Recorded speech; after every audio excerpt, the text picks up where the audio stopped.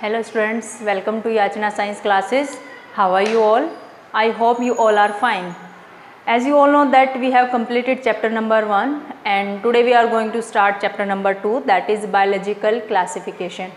This chapter is very interesting. So if you will understand the things properly, then all the things will be clear to you.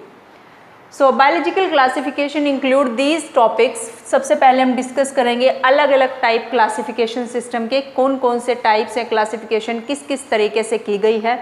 Second जो thing हम पढ़ेंगे 5 kingdom classification. 5 kingdom classification system is accepted all over the world.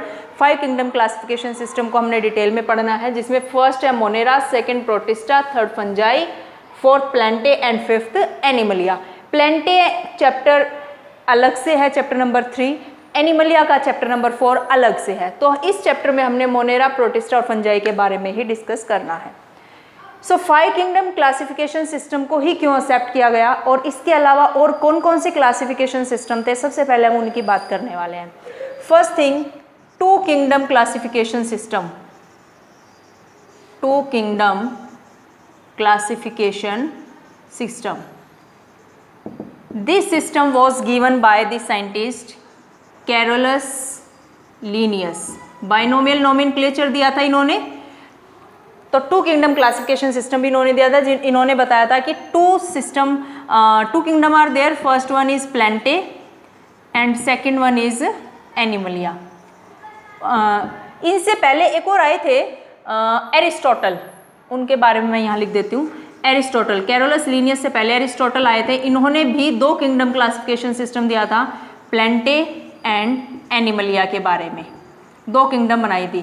प्लेंटे में उन्होंने ये भी बताया था खैर हर्ब्स, श्रब्स एंड ट्रीज में भी इसको डिवाइड किया था. ऐसे ही एनिमलिया को 2 पार्ट में डिवाइड किया था. रेड ब्लडेड एनिमल्स जिनका रेड ब्लड है एंड नो रेड ब्लड जिनका रेड ब्लड नहीं है.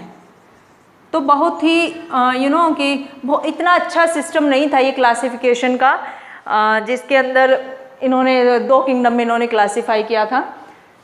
नेक्स्ट जो सिस्टम आया था 3 kingdom classification system. 3 kingdom classification system. This system was given by the scientist Ernst Haeckel and he divided plant animal के साथ साथ उन्होंने एक और बना दिया था Monera. Not Monera, that was Protista. Protista, Plante and Animalia. ये 3 किंगडम उन्होंने बनाई थी. उसके बाद नेक्स्ट क्लासिफिकेशन सिस्टम आया 4 kingdom classification system. 4 kingdom classification system. This was given by the scientist Copeland and उन्होंने क्या किया था, प्लेंटे एनिमलिया तो है ही, उन्होंने एक मोनेरा किंगडम बनाई, एक प्रोटिस्टा किंगडम बनाई, कॉपलैंड है ये, एक प्लांटे एंड 1 एनिमलिया. ठीक है.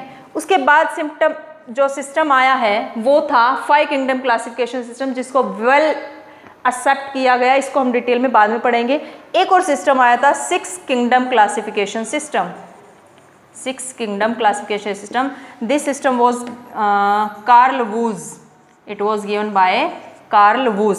इस 6 किंगडम क्लासिफिकेशन सिस्टम को एक और बोलते हैं 3 domain classification. 3 domain classification. 5 kingdom आ गई थी और इसने 6 किंगडम कैसे बनाई, इसको प्रोटिस्टा को ही 2 में डिवाइड कर दिया. ठीक है. अच्छा, 3 डोमेन क्या थे? Domain archaea,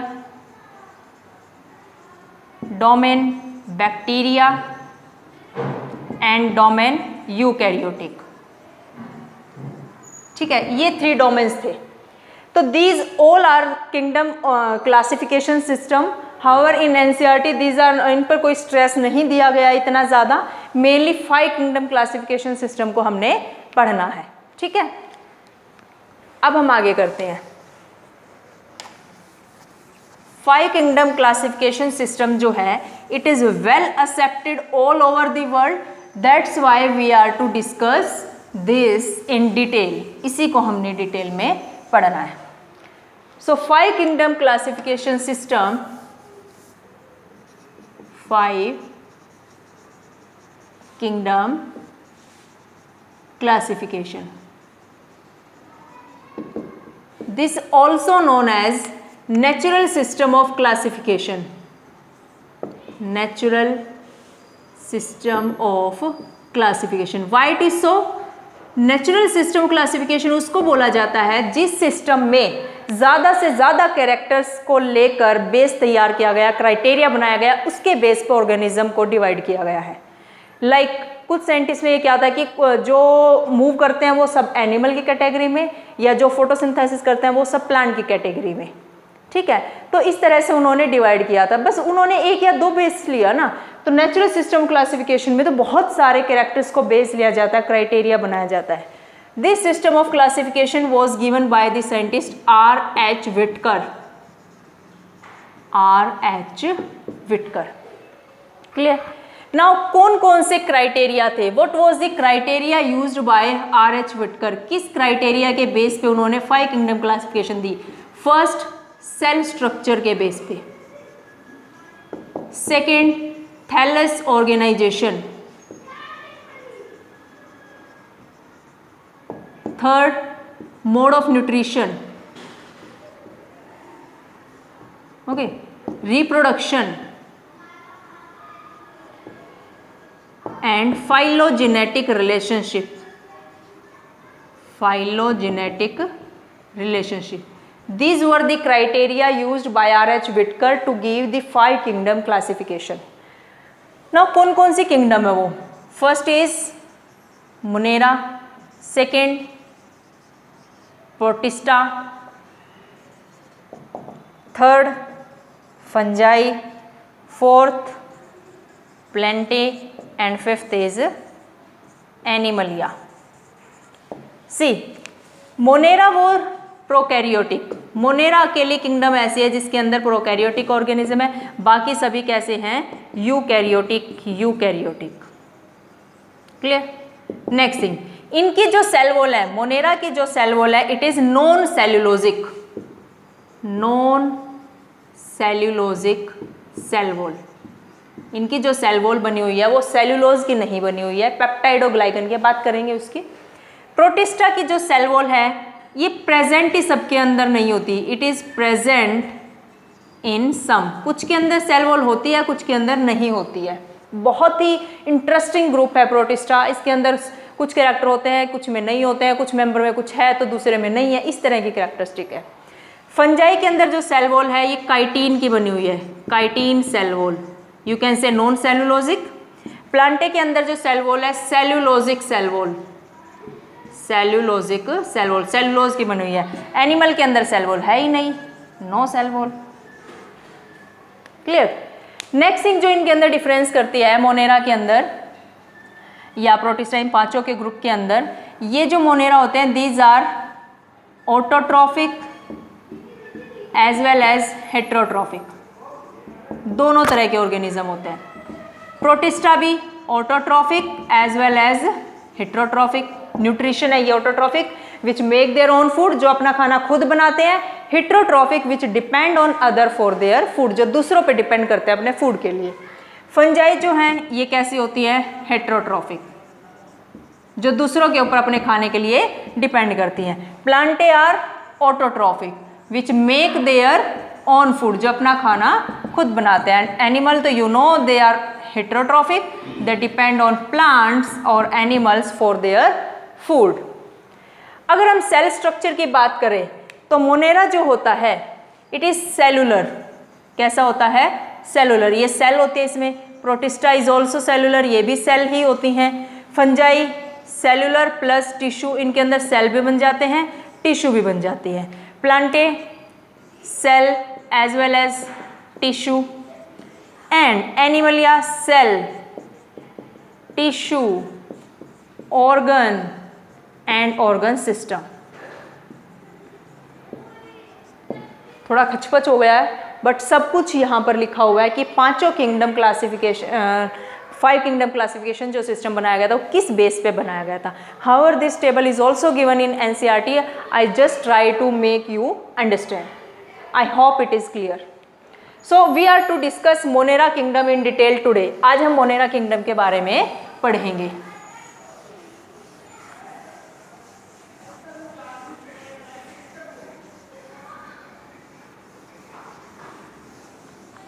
C kingdom Monera. Kingdom Monera include unicellular prokaryotes. Unicellular prokaryotes. Clear? Monera kingdom include two things. One is Archaebacteria. इसको मैं नीचे लिख देती हूँ. It include two things. इसमें दो चीज़ें पढ़नी है हमने. One is Archaebacteria. Second is true bacteria, true or you can say eubacteria. It is divided into further two groups. Clear? Now if we discuss about bacteria, bacteria के बारे में तुमने बहुत कुछ सुना है कि बैक्टीरिया बहुत अच्छे भी होते हैं, ये हमारी दही जमाते हैं, है ना, एंटीबायोटिक्स बनाते हैं. बैक्टीरिया बहुत ख़राब भी होते हैं, न्यूमोनिया जैसी, टाइफाइड जैसी हमारे अंदर डिजीज़ करते हैं. तो बैक्टीरिया की जो है अलग अलग शेप होती है. Bacteria can be circular, rounded. Bacteria can be rod-like, like this. Bacteria can be spiral, or bacteria can be coma-shaped. See, four shapes are there. They can be circular, coccus shape बोलते हैं इसको. कैसे बोलते हैं? Coccus. This is rod shaped bacteria. This is spiralum bacteria. This is vibrio bacteria. Coma shaped. Clear?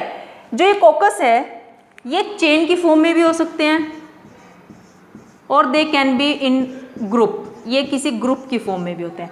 When they are in form of chain then they are known as streptococcus. क्या बोला जाता है? Streptococcus. When they are in group, they are known as Staphylococcus. Staphylococcus. Bacteria are very intelligent animal. How they are very intelligent organism? करोड़ों सालों से चलते आ रहे हैं. लाइफ इनकी सबसे पहले आई थी अर्थ पे, सबसे पहले ये अर्थ पे आए थे और करोड़ों सालों से ये अभी तक चलते आ रहे हैं. इनकी लाइफ कभी ख़त्म नहीं हुई है. मीन्स रिप्रोडक्शन कर करके बहुत सारे बनाते हैं, multiple number, rapid cell division होती रहती है, बहुत सारा नंबर है इनका, इसीलिए ये अभी तक चलते आ रहे हैं. हम अपने आप को बहुत स्ट्रॉन्ग मानते हैं, कॉम्प्लेक्स मानते हैं. बेशक से हम हैं स्ट्रॉन्ग, लेकिन बैक्टीरिया जितना स्ट्रॉन्ग कोई नहीं है. हाउ? बिकॉज ये एक्सट्रीम एनवायरनमेंट में भी रहते हैं. जहाँ लावा होता है, वोल्केनो इरप्शन होते हैं, वहाँ भी मिल जाते हैं. अंटार्कटिका जैसी जगह पे जहाँ कोई सर्वाइव नहीं करता वहाँ भी मिल जाते हैं. एनिमल की बॉडी के अंदर मिल जाते हैं, हमारे अभी हाथ पे भी मिल सकते हैं. ठीक है, तो they are very that very tough animal, बहुत ही टफ एनिमल्स हैं. क्लियर? ये इनकी शेप की बात की हमने बैक्टीरिया की. अब हम बैक्टीरिया के स्ट्रक्चर की बात करते हैं कि किस तरह का बैक्टीरिया का स्ट्रक्चर होता है, क्या क्या उसके अंदर चीज़ें प्रेजेंट होती हैं. I'll draw just one structure and in that structure all thing will be clear to you.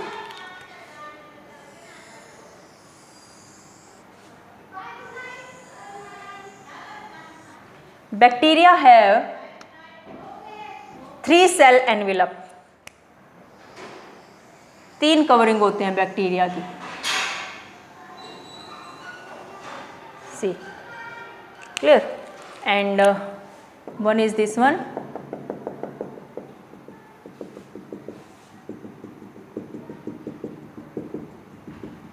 इतनी ज़्यादा स्ट्रॉन्ग इसकी कवरिंग होती है, एनवेलप होता है, तभी तो ये किसी भी हार्श एनवायरनमेंट के अंदर कहीं भी सर्वाइव कर सकता है.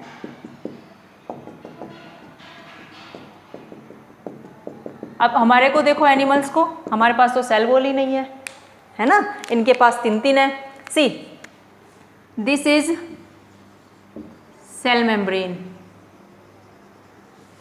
Second one is cell wall, third one is glycocalyx. These 3 are cell envelope of bacteria. Now what is glycocalyx? First time you hear this word.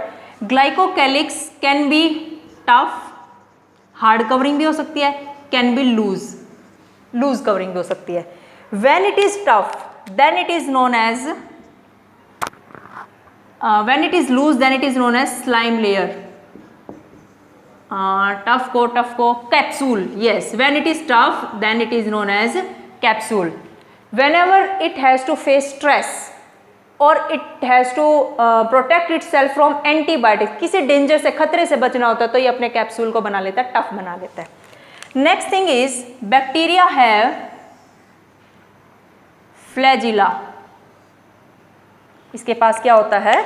Flagella. Now what is flagella? Which help in its movement, जो इसकी किस में help करता है? Movement में. इसके पास सीलिया भी हो सकते हैं. It can have cilia. This also help in movement. It have some finger like structure which are known as fimbriae. ठीक है. इट हैव सम पिलाई. इट हैव सम पिलाई जो किस में हेल्प करती है? During reproduction. Clear. Now bacteria have some infoldings of cell membrane. It have some infoldings of cell membrane. These infoldings are known as mesosomes. These are known as mesosomes. Mesosome is some kind of mitochondria because it have enzymes like mitochondria. इसके पास mitochondria की तरह enzyme होते हैं, इसीलिए ये help करती है respiration में. Mesosome also help in cell wall formation. ये सेल वॉल फॉर्मेशन में भी हेल्प करती है. It help in replication also. See how many function of mesosomes are there. It is very important. Mesosome question is asked on mesosome generally. Clear. Next is very important thing. What is this? It has nucleoid. इसके पास जो DNA होता है, nucleoid और genophore. It is single and circular. It is single and circular. It also have a special structure that is known as plasmid. Plasmid have non-essential gene. इसके पास ऐसे gene होते हैं जिनका कोई काम नहीं होता है. This plasmid is very beneficial for bacteria, but it doesn't mean कि अगर ये ना हो तो बैक्टीरिया सर्वाइव नहीं कर पाएगा. ऐसा कुछ नहीं होता है, बट ये बहुत इंपॉर्टेंट होता है. Next thing is burger like structure. क्या होते हैं burger like structure? These are ribosomes. In bacteria और prokaryotic cell ribosomes are 70s, but in eukaryotic cell like in us it is 80s. Okay. One more structure like, कुछ ribosome RNA के ऊपर होते हैं, इनको बोलते हैं पोलिसोम. क्या बोलते हैं? पोलिसोम्स. एक और स्ट्रक्चर होता है इसके अंदर इन फोल्डिंग की तरह ही, इसको बोलते हैं chromatophore. It is chromatophore. Chrome word से पता चल रहा है इट इज कलर्ड सब्सटेंस. ये कैसा होता है? कलर्ड सब्सटेंस होता है. Next thing is bacteria have some inclusion bodies. Inclusion bodies. अब ये इंक्लूजन बॉडीज क्या है? जैसे छोटे बच्चे इकट्ठे कर लेते हैं ना, कुछ पत्थर रख लिया, माचिस रख ली, कोई बटन वटन रख लिया, कंचे रख लिया, मीन्स बहुत सारा सामान इकट्ठा करके रखता है अपना खेलने के लिए. वो इंक्लूजन बॉडीज होते हैं. मीन्स इंक्लूड कर लिया उन्होंने बहुत सारा सामान. इंक्लूजिंग बॉडी कौन हो सकते हैं? फॉस्फेट आयंस हो सकता है, कोई ग्लाइकोजन हो सकता है, या स्टार्च हो सकते हैं. इस तरह के स्ट्रक्चर इकट्ठे हो जाते हैं तो वो क्या बन जाता है? Inclusion bodies. और बाकी इसके अंदर क्या बच गया? ये this is cytoplasm. It is cytoplasm. I hope all things are labelled here. Nothing is left, but if anything is left you can go through this structure. Okay. So this is the whole structure of bacteria. हमने सब चीज़ें label कर ली हैं, diagram बना लिया और सबके function देख लिए. ठीक है. You can take screenshot of this diagram. Okay. Next thing is bacteria के बारे में हम कुछ चीज़ें और थोड़ी डिटेल में पढ़ेंगे. फ्लैजिला की हमने बात की है कि बैक्टीरिया में क्या प्रेजेंट होता है? फ्लैजिला होता है प्रेजेंट, और वो किस चीज़ में हेल्प करता है? मूवमेंट में हेल्प करता है। बट दिस फ्लैजिला के बेस पे भी बैक्टीरिया अलग अलग टाइप के होते हैं। जैसे एक बैक्टीरिया है, इसके पास फ्लैजिला है, एक ही साइड है लेकिन, ठीक है। दूसरा बैक्टीरिया है, इसके पास फ्लैजिला है तो लेकिन दोनों साइड है। एक बैक्टीरिया है जिसके पास फ्लैजिला है ही नहीं। एक ऐसा बैक्टीरिया है जिसके पास फ्लैजिला चारों तरफ है, ठीक है। The bacteria which have flagella on one side that is known as Staphylococcus. Just a minute. This is not coccus, Cephalotrichus. Cephalotrichus.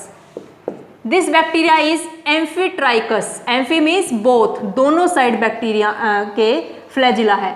This is known as Atrichus. A means absent, flagella है ही नहीं। This is known as Peritrichus. Peritrichous means चारों तरफ flagella है। Understood?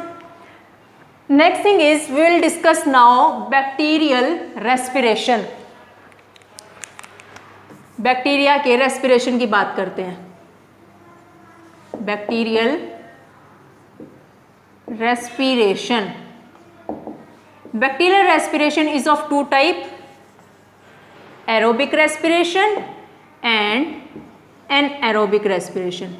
As name is telling, aerobic respiration is in presence of oxygen. The respiration takes place in presence of oxygen. Anaerobic respiration which takes place in absence of oxygen.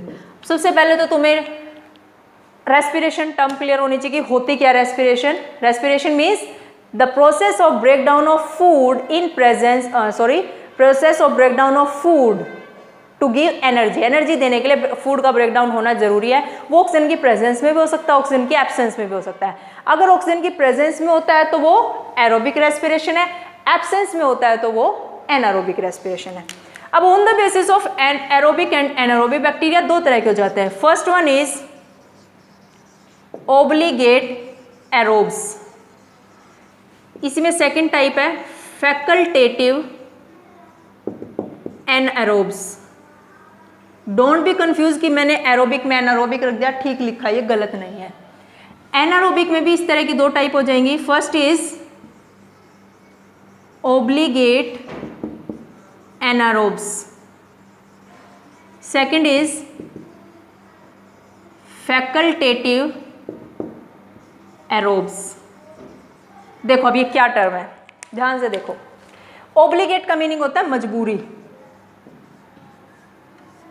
Clear. Facultative है मन मर्जी या यूं कह लो optional. अब इनके meaning देखो। Obligate aerobes वो होते हैं which will die in absence of oxygen. In absence of oxygen means इनकी मजबूरी है कि ऑक्सीजन होने जरूरी है। ऑक्सीजन है तो ये सर्वाइव करेंगे, नहीं है तो दे विल डाई। फैकल्टेटिव ऐसे हैं कि है तो सर्वाइव करेंगे, नहीं है तो भी काम चल जाएगा, है ना। ये मन मर्जी के हैं, ऑप्शन है इनके पास कि दे विल, यू कैन से they will survive in presence of oxygen as well as in absence of oxygen. Presence में भी और अगर ऑक्सीजन नहीं है तो भी काम चला लेंगे, ठीक है। अब आ जाओ एनारोबिक में। ओब्लिगेट एनारोब्स, फिर से मजबूरी है इनकी, अगर ऑक्सीजन नहीं है तो ही सर्वाइव करेंगे, ऑक्सीजन आ गई तो वो उनके लिए जहर का काम करेगी। तो obligate anaerobes those will die in presence of oxygen. अगर ऑक्सीजन आ गई तो ये मर जाएंगे, तो ऑक्सीजन इनके लिए क्या बन गई, पॉइजन। फैकल्टेटिव एरोब्स फिर से ये मन मर्जी के मालिक हैं, ऑक्सीजन नहीं है तो सर्वाइव करेंगे, अगर आ भी गई बाई चांस तो भी कोई बात नहीं, they will also survive. Is it clear? ठीक है। तो facultative anaerobes will survive in presence and absence of oxygen. की प्रेजेंस हो या एब्सेंस हो, they will survive. Clear? Any doubt? तो दिस वॉज बैक्टीरियल रेस्पिरेशन, कि कौन कौन से टाइप का रेस्पिरेशन होता है बैक्टीरिया के अंदर।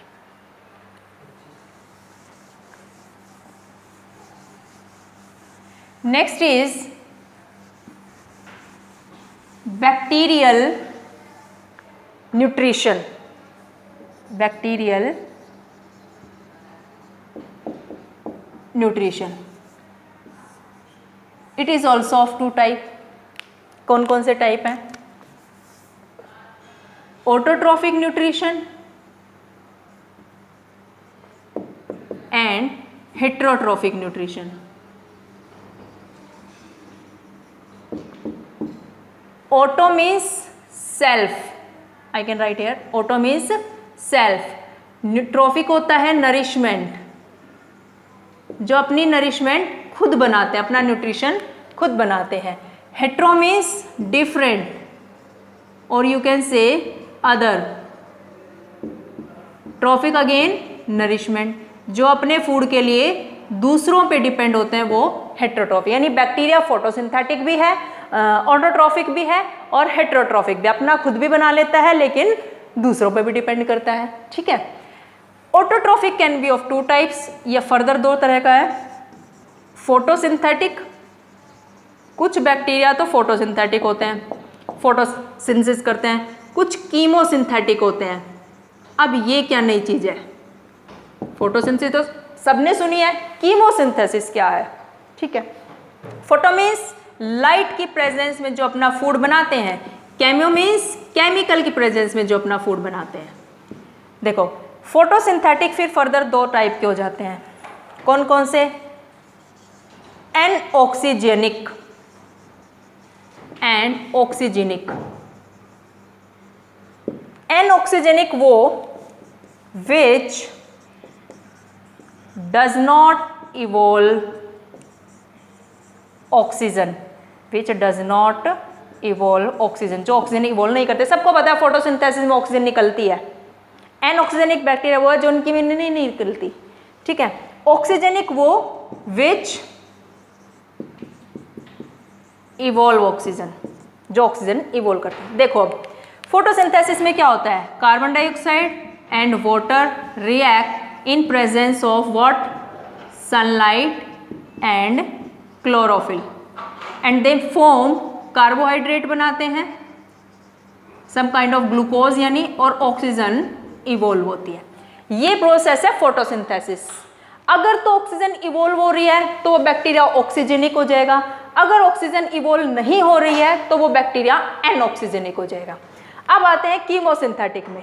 कीमोसिंथेटिक में क्या होता है कि कोई कंपाउंड ए बी में कन्वर्ट हो रहा है और इसको कन्वर्ट होने में बहुत सारी एनर्जी निकल रही है। उस एनर्जी का यूज करते हुए अगर बैक्टीरिया फूड बना रहा है तो वो कीमोसिंथेटिक बैक्टीरिया है। ध्यान से सुनो फिर से। अगर कोई ए कंपाउंड बी में कन्वर्ट होता है और some kind of energy release होते हैं, उस एनर्जी का यूज करते हुए अगर बैक्टीरिया फूड बना रहा है तो वो कीमोसिंथेटिक बैक्टीरिया है। ऑक्सीजेनिक बैक्टीरिया का एग्जाम्पल तुम लिख सकते हो blue green algae. Blue green algae को हम साइनोबैक्टीरिया बोलते हैं, एल्गी मत समझना, this is cyanobacteria. Anoxygenic में एग्जाम्पल लिख सकते हो ग्रीन सल्फर बैक्टीरिया का, ग्रीन सल्फर बैक्टीरिया। तो ये तो हुआ ऑटोट्रॉफिक न्यूट्रिशन। अब आता है हेटेरोट्रॉफिक न्यूट्रिशन में। इसमें वो सभी बैक्टीरिया आएंगे which are useful to us and cause disease to us, जो हमें डिजीज भी करते हैं या हमारे लिए यूजफुल भी है, उसमें वो सब बैक्टीरिया। तुम्हें क्या लगता है कि कोई बैक्टीरिया हमारी दही जमाने आता है, हमारे दूध को दही में बदलने आता है, मिल्क से कर्ड बनाता है? No, it is not there. वो आता अपने फूड बनाने के लिए, अपना फूड खाने के लिए, वो उस पर डिपेंड करता है, उसको खाता है, लेकिन बाई चांस हमारी दही जम जाती है हमारे लिए, है ना। ऐसे ही एंटीबायोटिक डिजीज जो करते हैं, वो डिजीज करने नहीं आते हमारे पास, वो तो अपना न्यूट्रिशन लेने आते हैं, पर बाई चांस डिजीज हो जाती है, तो ये हेटेरोट्रॉफिक बैक्टीरिया होते हैं। I hope it is clear. तो ये बैक्टीरियल न्यूट्रिशन कंप्लीट हुआ। You can take screenshot. Done. Next जो हमने पढ़ना है बैक्टीरियल रिप्रोडक्शन। बैक्टीरिया में अब हम रिप्रोडक्शन पढ़ेंगे कैसे होता है। Bacterial reproduction. बैक्टीरिया के अंदर जो रिप्रोडक्शन होता है वो 3 तरीके से होता है। First one is binary fission,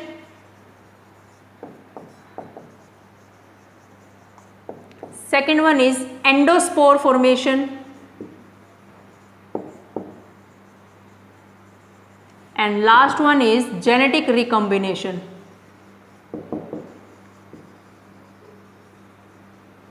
genetic recombination में फर्दर 3 टाइप्स हमने पढ़नी है। First one is transformation,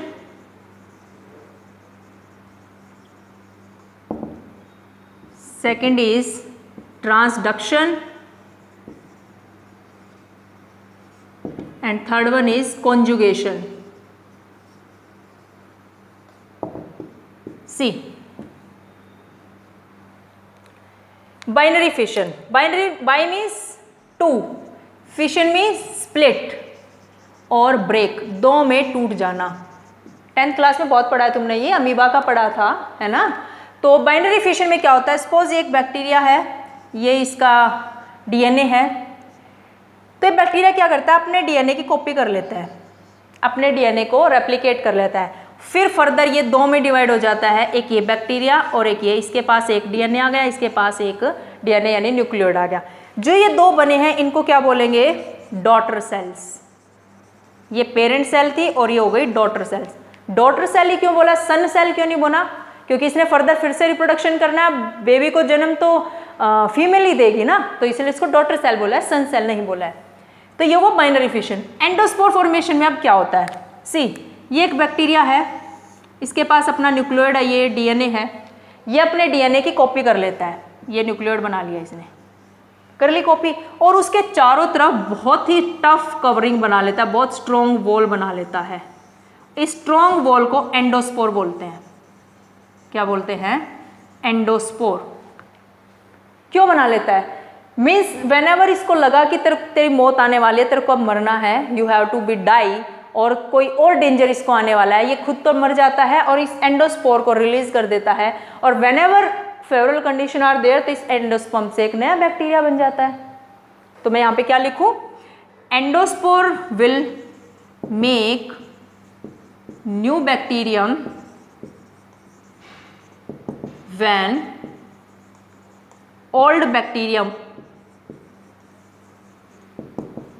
died due to any reason, किसी वजह से मर जाता है। समझ आया, इज देयर एनी डाउट। अब देखो जेनेटिक रिकम्बिनेशन को हम अलग से पढ़ेंगे थोड़ा डिटेल में, इनको मैं इधर से रफ कर देती हूँ, you can take screenshot. See genetic recombination में 3 टाइप है, तीनों ही बड़ी इंटरेस्टिंग है। देखो कौन कौन सी हैं। First is transformation.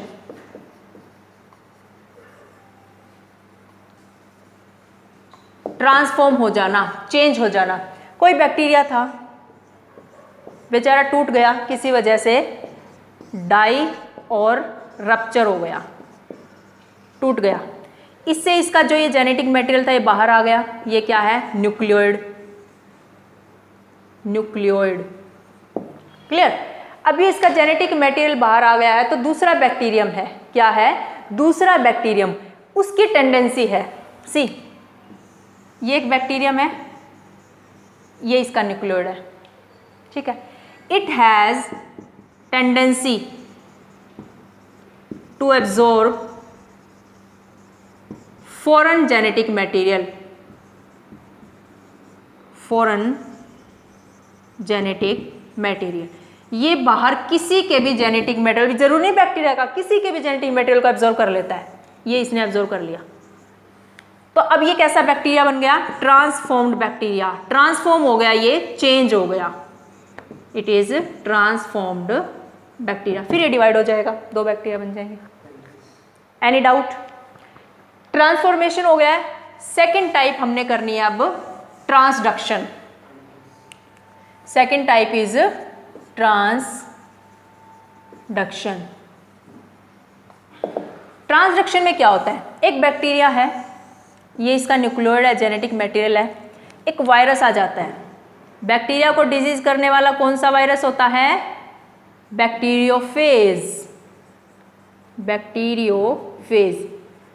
अब सोचा बैक्टीरिया सबको डिजीज करता है, इसको भी तो डिजीज करने वाला कोई चाहिए, कौन है वो, वायरस बैक्टीरियोफेज।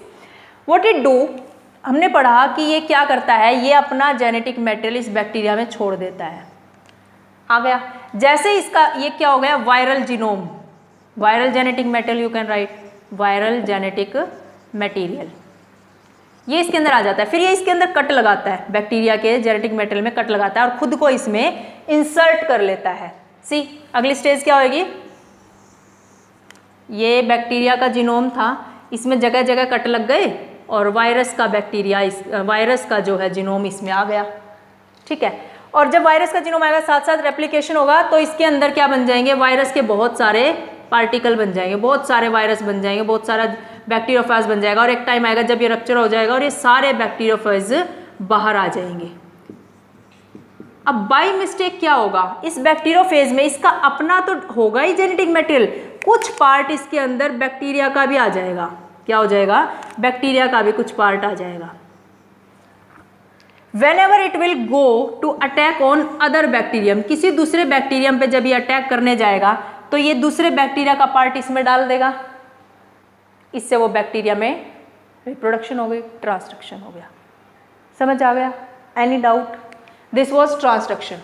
अब थर्ड जो टाइप है रिप्रोडक्शन की, इसमें कॉन्जुगेशन, जेनेटिक रिकम्बिनेशन में, इसमें जीन्स रिकम्बाइन हो रही है ना, किसी एक बैक्टीरिया की जीन थी और उसके अंदर दूसरे बैक्टीरिया की जीन आ गई, तो जेनेटिक रिकॉम्बिनेशन होता है कि कॉम्बिनेशन हो रहा है कैरेक्टर्स का, जीन का रिकॉम्बिनेशन हो रहा है।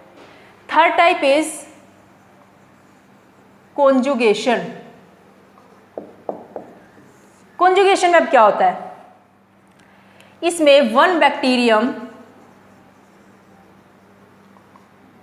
insert a tube-like structure